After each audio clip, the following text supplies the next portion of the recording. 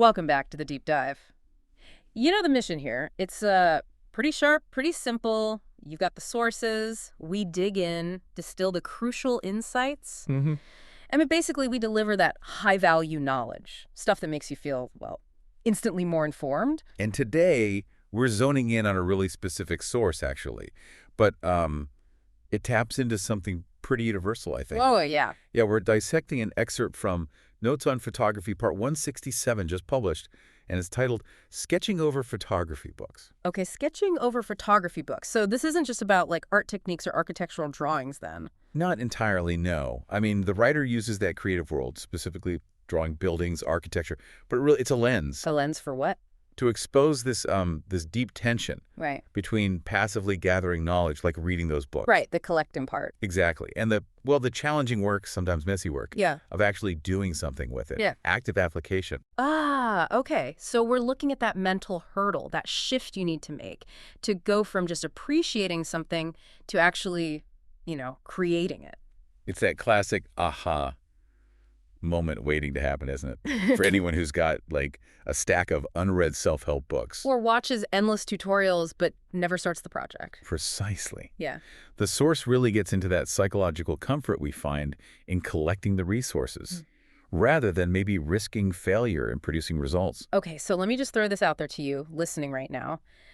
Do you have a tool, maybe some piece of gear you bought because you saw a pro use it, you were inspired, but it's still in the box? Or maybe it's a book on, I don't know, advanced finance or a fancy camera or, one of those big glossy books full of beautiful architectural sketches. Yeah. If that sounds familiar, well, stick around. Because that leads us right into the core idea from the source. We're calling it the collector's paradox. The collector's paradox. Okay, let's unpack this straight away. The author, they don't pull any punches, do they? No, not at all. It's pretty direct. Basically, instead of think about getting another book or two on sketching, architecture, housing, whatever, why not just start sketching? You start. Simple as that. Well, that's the paradox, isn't it? We often mistake the preparation, buying the books, researching for actual progress. Ah, I see. The source argues that, when we gather these books, these manuals, whatever skill it is, often we're just doing it to appreciate the finished thing, the art that already exists. Rather than genuinely wanting to make our own. Exactly. We sort of confuse looking at the map with actually taking the journey. Consumption gets mixed up with aspiration. And, buying that new book or signing up for that course, it gives you a little hit, doesn't it? A quick reward. Absolutely a dopamine hit. Yeah, you feel productive. You feel like, okay, now I'm a person who sketches or codes or whatever it is. But the actual work, the risk of maybe not being good at it. That stays safely on the bookshelf. Yeah. You outsource the effort. And what's really interesting is think about why we do that. Why avoid it? Is it just laziness? Probably not just that. The source hints it's often, fear. Fear of failure, maybe? Makes sense. If you actually start drawing your first attempts, they're not going to look like the pictures in those glossy books, are they? Exactly. They'll probably be terrible, comparatively. So as long as the book stays closed or the pen isn't used, that potential for perfect creation, it stays intact.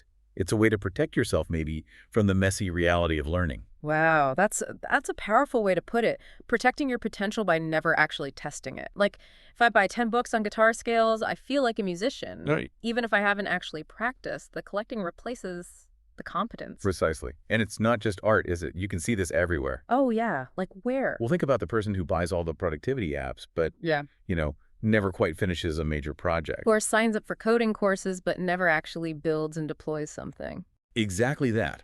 They're prioritizing the input, the gathering of knowledge over the output, the necessary, sometimes frustrating creation part. And this whole tendency, this passive habit, it gets amplified like crazy in our modern world, doesn't it? Especially with screens everywhere. Oh, definitely. Yeah. The source makes a really strong point about how the sheer ubiquity of mobile photography has changed how we even observe things. How so? Our world is just geared toward speed, convenience. Why spend, say, an hour sketching a building, trying to get the perspective right? When you can just snap a perfect photo in like half a second. Exactly. A geometrically perfect image instantly. Okay, and here's where it gets really interesting for me. The source seems to imply that this speed, this convenience, it's actually diminished the value we place on the slower physical act. Yeah, it does. Yeah. It notes how physical sketching seems increasingly pushed into these specific corners, right?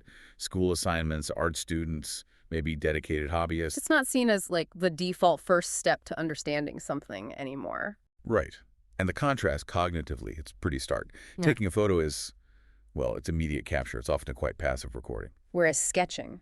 Sketching demands sustained, active focus. You have to really look. You're forced to break the subject down the lines, the shadows, the forms. And that forces a much deeper kind of mental engagement, neurologically deeper. So it's the difference between just kind of looking at something versus truly seeing it. I think so. And when you take that phone picture, you can immediately check it. Right. Tweak it, delete it if you don't like it. There's very little commitment.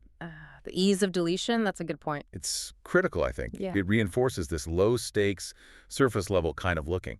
But if you're sketching, say, with ink on paper, That line is down, it's permanent. it's a commitment. And you have to live with the mistake or figure out how to work with it, integrate it. That physical resistance, that bit of friction, that's what helps create deeper memory, deeper understanding. It forces your mind to just focus on that, doesn't it? It prevents the kind of constant mental juggling we do with screens, emails, texts, quick photos. Exactly. You can't really multitask effectively while you're trying to accurately sketch something complex. Wow. So the source isn't just saying sketching is better art, potentially. It's saying it's fundamentally better for your brain. In a way, yes. It's suggesting that if you're constantly switching tasks, hopping between notifications and quick glances, you're training your brain for distraction.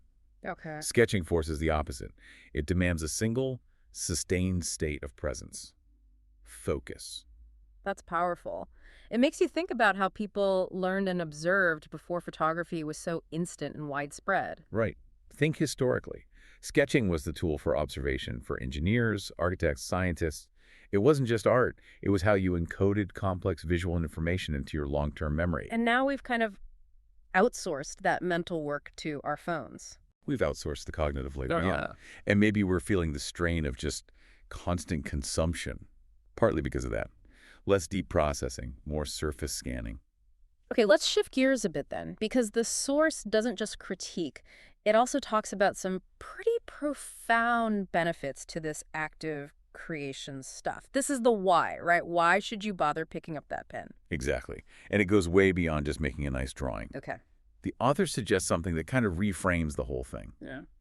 Consider sketching as a form of, well, meditation training. Meditation training. Wow, okay. Yeah. That moves it out of just learning a skill territory. Right into mental well-being. How does that work? How does drawing connect to meditation? Well, think about basic meditation. It's often about sustained focus on one thing, isn't it? Yeah. Your breath, maybe a sound, a visual point. Right, to quiet the mental chatter. Exactly. Yeah. Sketching does something similar, but the focus object is what you're observing, and the mechanism is that hand-eye coordination loop. Oh, okay. You simply can't accurately sketch the perspective of, say, a complex building while also mentally running through your grocery list or replaying some argument from yesterday. It forces you into the present moment. It absolutely demands it. And the source gets specific about the therapeutic claims.